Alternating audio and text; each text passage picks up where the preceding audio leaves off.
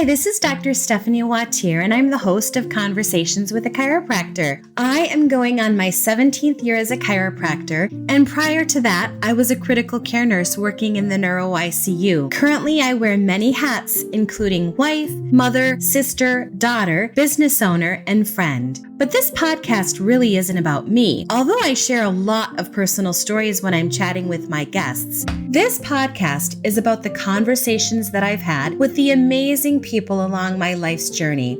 You will hear stories of tragedy, trauma, and triumph, of ordinary people overcoming obstacles. You'll hear stories of perseverance and peace, of fear, faith, and failure. And you'll hear some simple yet profound human exchanges. Every conversation unfolds in a unique way, and I know you'll glean some benefit as the listener. Conversations with a Chiropractor is a little bit of history, a little bit of healing, and a whole lot of heart. So sit back, grab a cup of coffee, and enjoy these Conversations with a Chiropractor. Thank you all for joining me on Conversations with a Chiropractor. Today I have Tom Woodaz and 3 of his daughters. The firstborn, Heather Spencer, the secondborn, myself, Stephanie Wautier, and I have the baby of the family, number 5, Jacqueline Clean. Welcome. So I'm going to start asking my dad, Tom, a question. He's the secondborn in his family, number 2 out of 10. What do you feel like first versus secondborn is? What do I feel? I feel like secondborn is best. Jackie and Heather, thank you so much for being on this podcast. I'm so excited to have you both. Thanks for having us today. We are so glad to be here. So Heather, you are the firstborn of the Woodaz girls. I am the oldest of 5 girls, spanning 10 years. And there are 5 of us all together. Okay, so key birth order traits for the firstborn child is a go-getter, responsible, role model, determined, rule follower, hard worker, cautious, bossy. Well, I'm certainly a hard worker, and I'm a boss. But I'm not sure I'm crazy about following the rules, so I think I'd have to push back on that one a little bit. That's not fitting me perfectly. That's why I've always said that I'm more the firstborn, because I'm more the rule follower. I feel like you're more adventurous, like you're the party girl. Yep, I think we might be experiencing a shift in key birth order traits with you too, because secondborns are often more relaxed, less driven, more creative than firstborns, possibly because they experience more relaxed, less demanding parenting. So I think we were switched at birth. Stephanie, you are more like a firstborn, and I am more like a secondborn. Mhm. Jackie, what about you, the baby of the family? See what the baby or last born personality traits are. Ooh, the first one that came up was manipulative, spoiled, rule challengers, affectionate and charming, easygoing and carefree, and persistent. So which one of those feels most like you? Yes, this next Google that I pulled up said the last born child is often described as sociable, charming, loving, open, but also has a temperamental, irresponsible, and self-centered. I think I'm everything. Definitely spoiled. We were all jealous of you and said that you were certainly spoiled. For getting all the hand-me-downs. I never felt like you were spoiled. I thought that Heather and I were sort of the workhorses. Like, you know, from the time we were born, and we are Irish twins, by the way, we're 15 months apart, which means that we could be interchangeable. I mean, truly. Close to birth. Yeah. Okay. But, you know, you always washed the dishes. No, I washed, you dried, and you always threw them back and always said, oh, you've missed a spot or this.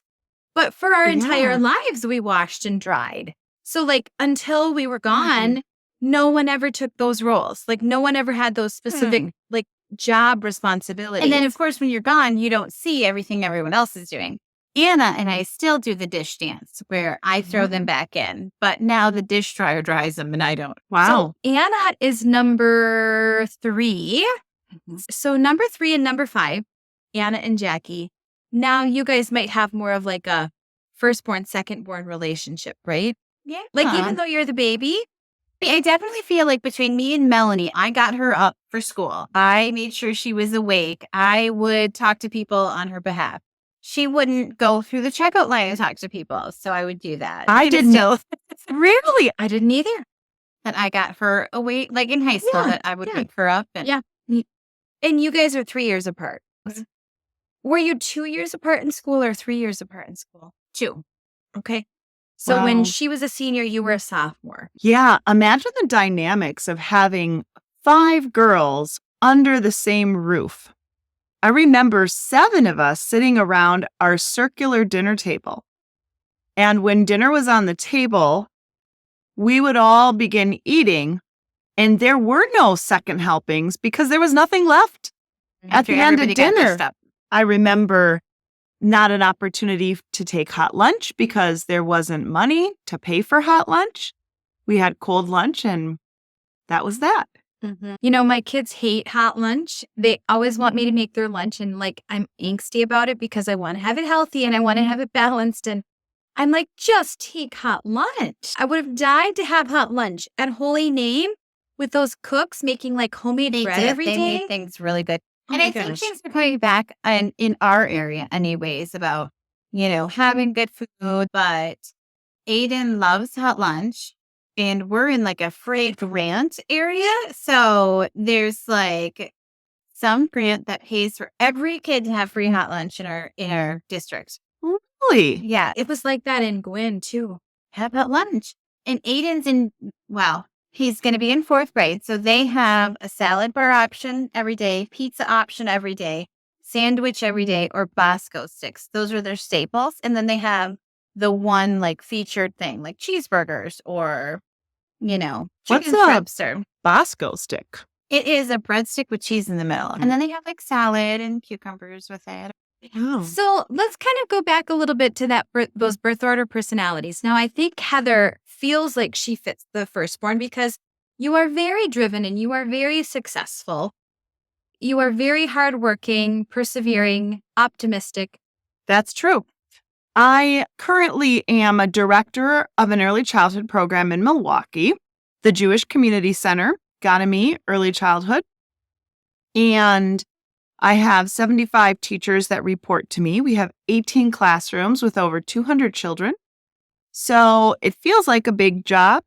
I also feel like every day is the opening act of a show where I say places everyone, because I want to make sure that we're all ready to perform that day.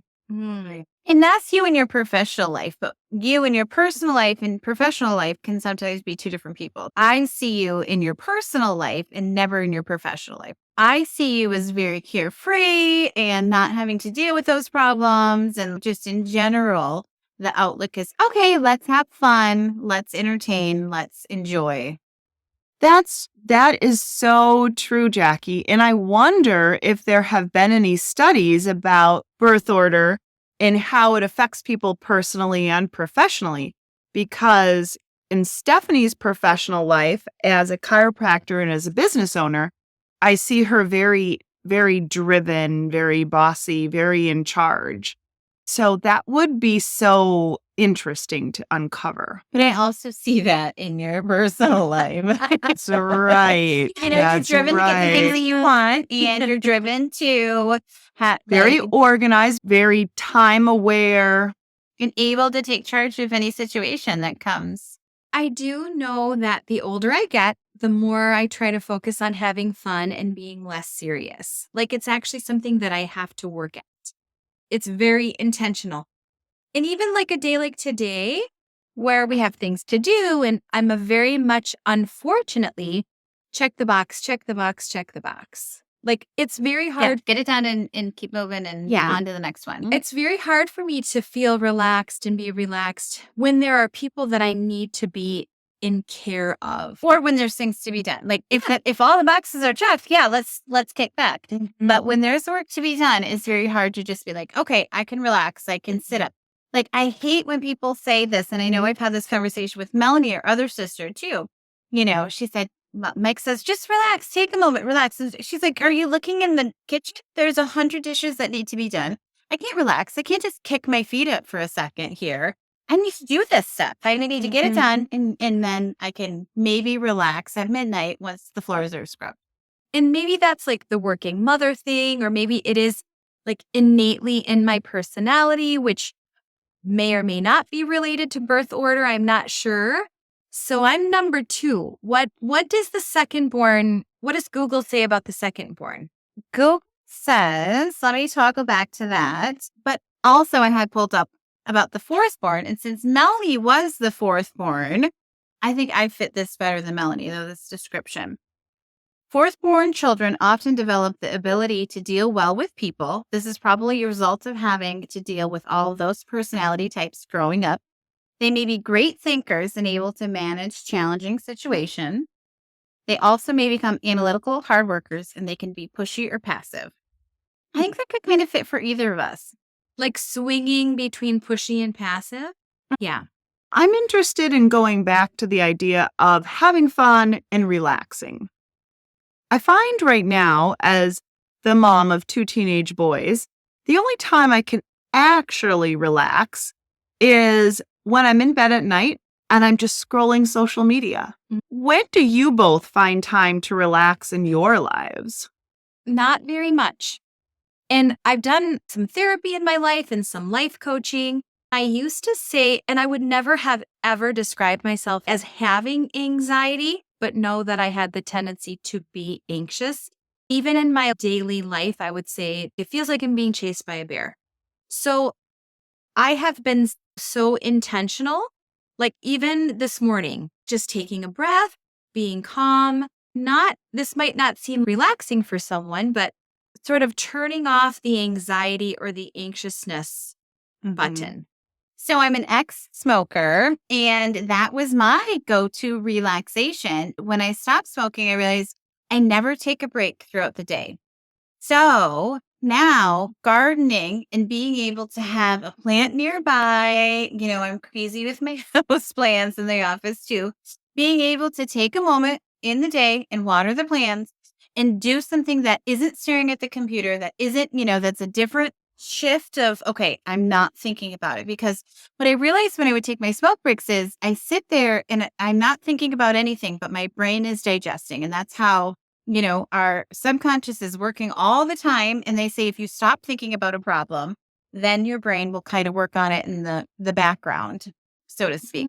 I feel like I don't ever have that moment where I'm like, okay, I'm completely relaxed and I can just drift off into, easy slumber. But I do feel like I have those moments where I can check in with myself and be a little bit more internal. You did when you were taking the smoke breaks, or you do now? Both. I found a way to do it now without having that, because it was just a tool, so to speak, of relaxation. Obviously, you're not relaxed when you can't breathe or you have lung cancer. So having the tool of now I'm going to go check my plants, or I'm going to replant this, or I'm going to take water out to this, or I'm going to change my focus on something else, and then just kind of be in that Zen moment. And then I can think, okay, this problem is going to resolve this way, or then I'll have a thought come into my head. So interesting, Jackie. You're an ex-smoker, and either smoking or gardening was a way that you relaxed. I certainly will have a glass of wine with dinner and relax that way. But Stephanie, you're not a smoker or drinker. So how do you don't turn off? There's no switch. What are you doing for relaxation? I don't want to tell you that. You can admit that. That's your off switch. That's what you can do to turn it off and to have everything else going in the background. And now we're rejoined by Tom. Or you can jump in the conversation and talk about, what do you find relaxing in your life now as an older adult who's raised 5 adult children?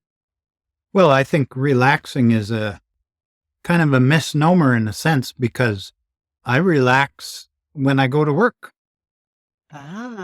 You love working, right, Dad? Yes. Would people call you a workaholic? Well, most people would, because everybody else is lazy. Well, let's just say everybody else is retired and not moving furniture at the age of 75. They're lazy. Dad, wouldn't you say that sailing and being out on the water is the way for you to unwind or unplug, recharge? Well, sure, because you don't think of anything else. Mhm. Absolutely. Yeah. So you are 75. Yeah. You just had your 75th birthday. Yep. You've raised 5 girls who are now adults. What advice would you give young parents today as they embark on raising children? Maybe they have 1, maybe they have 5. Don't let them get away with anything. Okay, we're definitely going to take that out of the podcast. Yeah, just continually test them and don't take it for granted. They're people. As soon as they're born, they're people. So what's the right amount of pushing and supporting? When, as a parent, do you know when to push and when to support? Well, I think that if you constantly have tears, maybe you're pushing a little too much. And I've noticed, and I think I've said this to all of my sisters this year, is that, our kids come to the moms, especially to get the, consolation and comfort and love and reassurance. And, and that's great. And that's what we need to be here for. But sometimes they need to go to day camp where nobody cares and they get sunburnt and they get skinned knees and they have a horrible time. Absolutely. Mm-hmm. Part of growing up. Part of growing up, definitely. I mean, but I wouldn't take it anyway. So between the 5 of us, we have 11 children. One of our sisters, sister number 3, has 3 children. The rest of us have 2 children. Interesting to compare our own firstborn to our own secondborn. I wonder, we've got some discrepancies there, Stephanie. I would say your children, maybe like you and I, have reversed the birth order pattern. Maybe. Like Sonia's very driven and focused and definitely more academic. I was just going to say, because hard to compare firstborn, secondborn, and boy-girl traits all mixed together. Because, my firstborn boy, too, compared to girls and boys are just different. Girls are going to want to be more active, participating with definitely the baking in my case. And I think So likes that too. Dad, you said that you were a typical secondborn? Or do you feel like do you know what the traits of a secondborn are? Well, no, I don't, because I don't study that. Every person is an individual and they all have individual personalities and you can't predict what they're going to be. And they are what they are. And can I ask you this? So do you see any differences in the way you raised Heather compared to the way you raised me? Oh, absolutely. It was way easier because you took all the notes. Or do you think you fought different battles? You were like, okay, I'm going to let that go. Maybe you weren't as concerned. Maybe you were more concerned with me than I'm sure that's true. Were with Jackie. Yeah. Any first parent would be. Right. And they are. And that's why I think that so plays concerned. into the parenting of the firstborn, makes them be a little bit this way because this is how they were parented compared to, and, I'll give you that. And Pat, my husband, he's a firstborn, different family dynamic though, but definitely feels like, his parents were the most strict with him, the most, regimented. Right. Yeah. What I've always felt throughout my life is that I never actually felt that I received the strictness, but I knew that I received the love. And I'll remember the first Easter that there were more than one Easter basket on the table. And it kept dwindling as there were more and more children. I certainly always felt a sense of complete confidence and love that stayed with me for my entire life. I had everything I wanted when I was a child. You are very confident. I am. You've always been confident. Yes. Haven't you? Yes. From birth, I've been very ultra confident. Not me. Not me at all. I was so shy. Do you guys remember how shy I was when I was very young? You used to hide behind our parents' legs. And if there was some bald man who would come over. Maybe he was a priest for dinner. And that bald man scared me so much. I would hide in the basement and I would not come out until he was gone. Do you guys remember that? I don't. No, I don't have a memory of that. Dad, would you have described me as shy? No, No, you wouldn't have. no, Or self-conscious? no. That's what I mean. Right. And maybe while some characteristics are in line with birth order, there's probably many that are not. Right. Just like anything, it's a generalization. Birth order, sex, male, female, experiences, life experiences. Right. So we all grew up in the same household, 2 biological parents. and we have all very different childhood experiences. Teachers play a big role. Yeah. A lot of teachers called me Heather. Really? Oh my gosh, yes. So many of the teachers called me Heather. And I just answered finally. I wouldn't even say like, it's You wouldn't Stephanie. correct them. Really? I don't correct people either when they think I'm a different sibling, or I just go with it. Okay, whatever. There's someone at work that's been calling me Holly for 5 years. I also don't correct her. I just say hello. Good morning. How are you? Dad, what was the hardest thing that you did as a parent? Probably when one of your sisters got brought home by the cops. One of them. One of It them. wasn't me. It was you, wasn't it, Anna? They sent me home. Because she had been drinking or... Oh, okay. Whatever. I think she was drinking. Into what Anna did wrong. Leanna's the third child. And 3 out of we 5. Yes. She's dead center, middle child. Yeah. Dead center. Third-born children are usually the charmers in the family. They become the class clowns and are usually good manipulators. They're also affectionate and uncomplicated. I'll give them all of that. I'd say rebellious for sure. I think Anna is the most rebellious of the 5 of us. She shaved her head. That was shocking at the time. That was 1990. So that was a big shock in that year. And That's not something kids just did. at one point, she had it orange or purple. Same time when it was dyed. Which is also at that time, more than 20 years ago, was pretty shocking. Yeah. Now people can have any color hair, any style, any cut.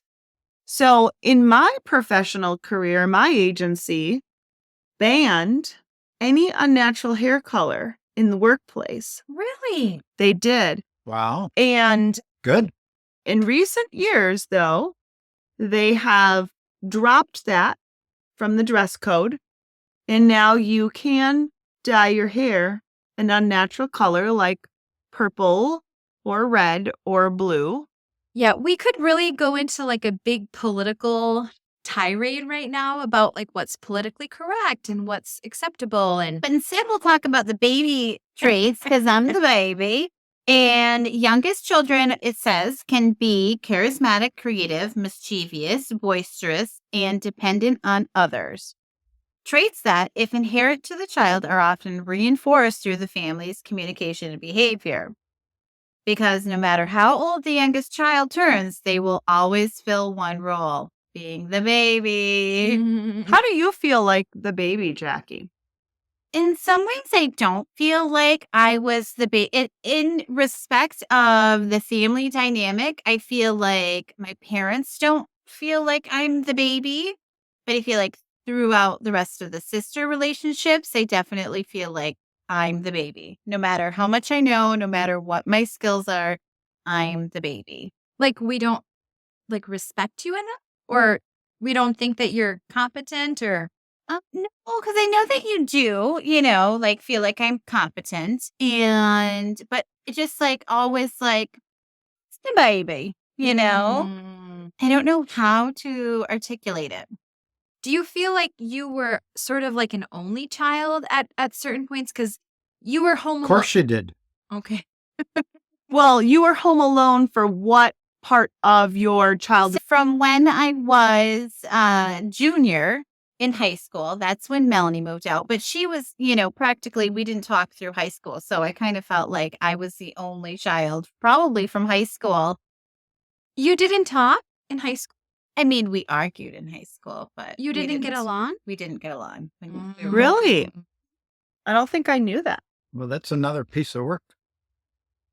Well, I remember when Heather went to college and I was a senior and we were very, very close. And I think I sort of probably unknowingly was like mad at you for leaving. Do you remember that?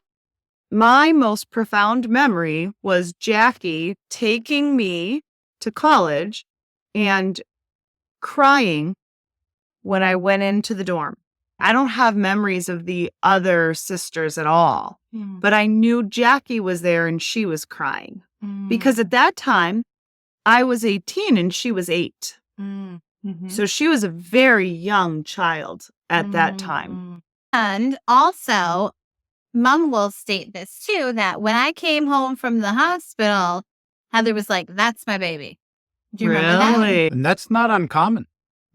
Well, I felt that way about all of you. Like we were all your babies. And I think it was Anna that said when Melanie was born to one of Mom's friends, "You can take that baby back now." I think that's a little bit how Noah felt, my firstborn, when his sister, like, he was like, no. I'm Like, not ready for that. They were close in age. very close, 21 months. You know, Heather, you were very motherly. You did, I think you taught all the sisters how to read, right? Definitely Melanie. Okay. And I Yeah, you didn't teach me. So there. Oh, I have a vivid memory of one of our babysitters we had cloth diapers with the safety pins. One of the babies, she didn't put her hand like where she should have. And between the diaper and the skin to make sure she didn't poke I was through. like, "You're going to stick baby." I also remember the babysitter who was a boy who let us have Pop Rocks. To allow a boy to babysit. Yeah, Yeah, wow. Maybe it was one of the Ginden boys. it wasn't. I would have remembered. Oh. I mean, the Gindens were like our extended family. They were our Like- next door neighbors. Yeah, across the street neighbors. Family friends. They Yep. weren't just neighbors. They were Right. family friends. by that True. point. And now I just got Aiden and Ced. So Aiden is my son and Cedric is Brian Ginden's son. Brian and I were the closest in age of the family. And they just got hooked up on Facebook Messenger. No kidding. I mean, of course, they've known each other since they were born, but it's just so awesome how sometimes we just have those connections, It is. family connections. It really is. Dad, who did you guys hire to babysit us when you went to Hawaii? It was probably the only trip you ever went on. Some lady. Yeah, we got some talking to me and that some lady eating burnt toast. She was horrible. She was horrible. She was horrible. Yes. Like, Really? the worst. Like the mean nanny? Yes. Like the mean nanny. She made me eat burnt toast. And I was like, "No, I'm not doing that." And she was like scraping off the burntness. I'm like, it doesn't change the fact it's still burnt toast. I remember we had a showdown. It was at her house. And she wouldn't let me bring my doll to the bowling alley. She had like bowling league or something. And I was so mad. We were staying at her house? But I think I wasn't in school yet. So I was doing all the things with her during her day and everyone else was at school. And maybe she was bowling that day and making And me toast. dolls don't go to bowling alleys, apparently. Let's think about what her name was. Yeah, she's probably dead. Don't worry. I'm sure she's dead. You're not going to find her, Jackie. Well, and you know, Gary and I were just talking about this. Like, it's very hard to leave your kids, like, with someone that you trust, right? Oh. And it's very hard to go anywhere as mom and dad and leave the kids home. So I'm actually proud that you guys did that. I wanted you to be able to go over to Finland or Sweden when the hockey team was going, and you didn't. No. Well, remind me what the political climate was then. Was there some reason why you didn't want to go? No, I had no issues at all. You didn't? I just never, I don't remember that it entered my mind to go. Really? Yeah. And I had this thought that you didn't go because there was something in the political climate that you felt unsafe and No. That's No. modern day. Oh, yeah. yeah, war and.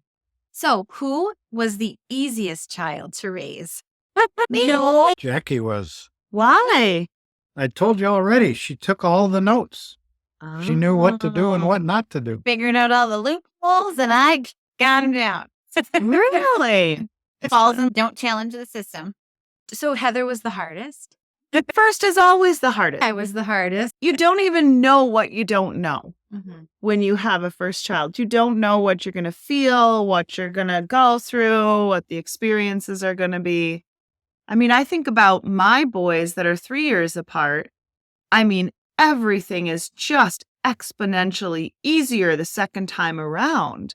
You've taken the high school classes, you've gone to college for the first year, you've worked through the deadlines and the hardships and the bumps, and it's just so much easier. Well, and I do a lot of random events with my kids. Any kid event thing I'm pretty much going to go to. One of my friends said, now that I've done this with you, I can do it by myself. Now that I know where to check in, I know where to go to the bathroom, I know how the flow of the day goes, I know how this event is going to go, now I can come by myself. I feel like that's very much like firstborn. Like, okay, this is all scary. I'm navigating everything, new by myself. And then secondborn's like, okay, I've done this before. Now I feel confident. I know how to change a diaper. I know that this is going to happen. She's going to spit up. She's going to cry. I've been through it. You aren't very adventurous like that, though. Oh, yeah. There's this awesome gun club, and they do free shooting for kids on certain Saturdays of the summer. And my kids are in love with archery, and Aiden loves to go shooting and skeet shooting as well. And it just teaches them how to use a gun, how to be comfortable with a gun. And that's the knowledge that I don't have to give them. I'm not a shooter or a hunter. And we do a lot of things like there's the DNR puts on a day that is all about fishing. And so you win prizes and go fishing and do all this wonderful things. I want them to have the experience, because if you never try something, how are you going to know if you like it or not? And now my kids like archery and fishing. So yeah, I'm definitely going to try things and bring them to random events. I think that's so unique as a parent. I really do. When you and Heather helped me sail 7 up to Menominee, How old were we? teenagers. We had the really bad storm. Well, it wasn't a storm per se. Was it that kind of Maybe that's what you were hoping. It was just a wind beating 4 to 5 foot waves. It was just very uncomfortable. Did we throw up? I don't recall that anybody got sick. No. But you'll remember the head in 7 Up, and you would go up there and try to use the head and fall off. And Very difficult. powwow. Yeah, we went to powwows in St. Ignace. I thought we were a little Native American, like ethnically or We're kind of tied to it, but we're not really. Well, so the deal is my grandfather, my mother's father, was illegitimate. The family that raised him, they're all Native American lineage, Oh, okay. but he is. Okay. So yeah, we thought for a long time that we were. Did everybody know he was illegitimate?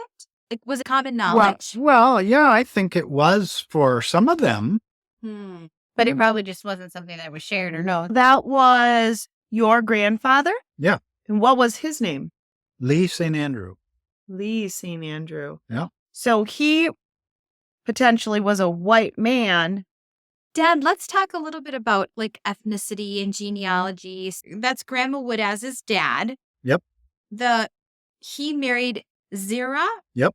And she was what ethnically? No clue. Hmm. She was a big woman Okay. and not very nice.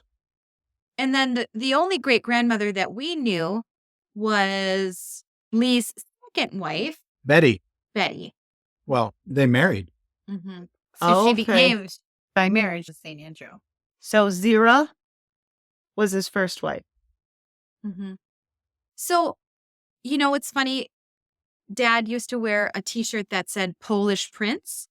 And I really thought we were like princes and, I really thought that we were Polish royalty when I was little. Like, I really had that to me was like, to think when They're like, wow, my hair is so long, I must be a princess. I really did. I don't know how old I was, but I We're had going to that read thought. the princess. Grandpa Woodaz, so John Woodaz's parents were both Polish, correct? Yep. Anna and Jacob. 100%. 100%. Came on the boat, They came on the boat met here, and got married. in Munising. Yeah. Very short in stature, weren't they? Yep. Very small people. And I mean, Grandma, your mother, Yep. Grandpa, moderately tall. Yeah, well, he was short. Shorter than grandma by a smidge. Well, Or the maybe same height, shorter. 5'7". And you're what, 5'11"? Yep. Okay. And Heather, how tall are you? 5'8". Mm-hmm. But my boys are 6'2" and 6'1". I am 5'4" and 5'3" and 3/4. And Noah's tall. He's almost 6 foot. And Sonia's tall. She's 5'7" or 5'8". Anna's kids are tall. Yeah. My kids seem tall to me, but I don't think they're that. Dylan and Grace aren't that tall. But I think they're not short for their, Maybe just middle of the road. right? So, Dad, tell me a little bit more about your experiences with your grandparents in Munising. When we would go over there when I was a kid, the spoken language in the house was Polish. Okay. And my perception of them was they were very standoff. They were busy. I mean, Mm-hmm. they were like what would today be called survivalists. Yeah. Yeah. Surviving, just Right. trying to put Right. food on the table. You're not going to eat if you don't plant it. Right. Yeah. So, where was their farm? I don't remember what they call that location, but up the road from Munising about, it was 3 or 4 miles east of Munising. Going toward Pictured Rocks? Yeah. Okay. Yep. And you were born in Munising, lived in Munising until you were... A freshman in high school, we moved out to the farm. Wow. That's probably the most inopportune time to live on a farm, right? When you're starting high school? I mean, you were busy with track and basketball. Well, the deal at our place was your first thing you're going to do is get the firewood cut. And we used to say to our basketball coach, we don't know if we can make practice that day because we got to cut wood. What would the coach say? Okay, we got to talk about this wood cutting business. It was probably pretty universal, though. I mean, many of the people in Chatham, Eben, probably would have been on a farm, right? Well, yeah, they were, but probably we were like the last of the Mohicans in terms of that true farming. Doing it all yourself. Right. Doing every bit of it. Right. The survivalist mentality Right. of the farming. Right. You Which do my dad got from his parents. Now, he always worked at the mill in addition to having the farm, right? He always worked at the paper mill. And so did his father. Yep. Correct? And his sister and one of his brothers. Many people, many Woodazes Yeah. over at the paper mill in Munising. Still do. Wow. Seal? Yeah. So that was Grandpa's parents. What about Grandma's parents? Were they around much? Lee and Zira, or Lee and Betty? Okay, well, so Aunt Zira or Grandma Zira was not in Good Hill. We didn't go there much. And So not a tight relationship. And then great grandpa's second wife was a little more like compassionate, kind, warm. well, yeah, compared to Zira. Didn't do much stuff. Right. And I remember the St. Andrews as being that lovely, warm side of the family. And they talked to me. Lucky you. Well, and I mean, here's like the vast difference, right? Like how are you to your own children and how are you to your grandchildren? You're probably not the same, right? You don't treat your grandchildren the same as you treat your children. Right. Did you eat a lot of Polish food, Dad? Of course. Mm-hmm. Yeah. What's your favorite? Polish sausage and sauerkraut. That's my favorite too. I love that smell. Do you guys actually like polka music too? Yeah. But there's nothing objectionable about polka music. If it came on, if you're flipping through radio and it came on, are you staying on polka? Oh, 100%. Because I'm going to be like, how the heck did that get on the radio? Do you know what I think is very interesting is that there is a lot of like, and I don't know the category and I want to try to be like politically correct, but there's a lot of Hispanic music that is very polka-esque, very much like instrumentally and in the Well, rhythm. and also Really? all over Eastern Europe. Yeah. Okay. Mm-hmm. Yep. When I was a waitress here at the Terrace and I would wear my hair back in a bun in high school, everyone thought I was Czechoslovakian. Like, Really? and they must not have heard the Upper Peninsula accent, which was hopefully thicker then than it is now. But, oh yeah, they thought I was from the Czech Republic. But also as a family, I don't think we ever had a big Uber accent. You think so? I definitely do if I'm drinking. I always said that I wanted to enunciate so no one would ever be able to tell that I was from the UP. Like, no slang. Well, you remember one of your friends that went to Marquette, and I was taking you guys to Marquette University. I can't remember her name, but she said, according to Webster's Dictionary, hillbillies, kind of like. According to Webster, hillbillies are people from the Upper Peninsula of Michigan. Really? Like, And she wasn't from the Upper Peninsula. She was. Oh, she was. Hillbillies. Gosh. well, I mean, when I was a traveling nurse, everyone thought I had an accent. They thought I was Canadian or. Really? So, I mean, even though we try to enunciate, there are still certain like ways that we say vowels that are more in that dialect. Like Of the- bag. Yes. Bag, bagel. Bagel. Well, it's just like the people from Massachusetts got to pock the caw. Exactly. I mean, if you just look at the United States and the dialect, we're all speaking the English language, but oh my gosh, there are pockets of many different dialects. Ishpeming and Nagani? Yeah. I do not mean to offend anyone, but it's there. Very thick. Well, I wonder, is there anything else that anyone feels compelled to share or talk about?